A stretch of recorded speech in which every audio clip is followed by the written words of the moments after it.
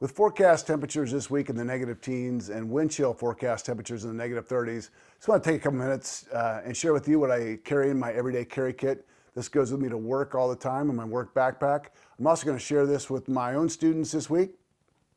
So let's look inside. Roll the intro.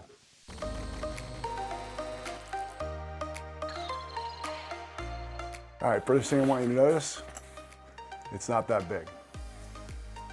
I like it because it's got a slim profile. It just fits right here inside of my book bag. I can carry my laptop in here and all my study materials for the day.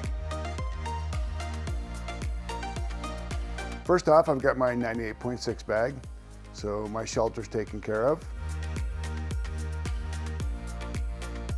So my fire kit, I've got cotton balls with Vaseline, tin foil, metal match, a piece of fat wood, and a couple of paper towels just to wipe off the Vaseline once I'm done with the cotton balls, and I'll just throw these in the fire with everything else. So for signaling, I have a glass signal mirror wrapped in duct tape. We could always use more duct tape.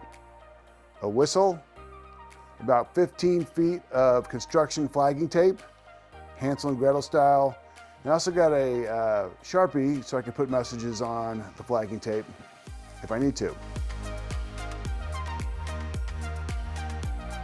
So the last items I carry are a folding knife, a flashlight, about 15 feet of 1/16 inch cord, and some chlorine dioxide tablets. I figure there's a good chance I'll come across a plastic bottle or a can that I could use or something to be a container for water. And that's what I carry in my everyday kit that goes into my work backpack.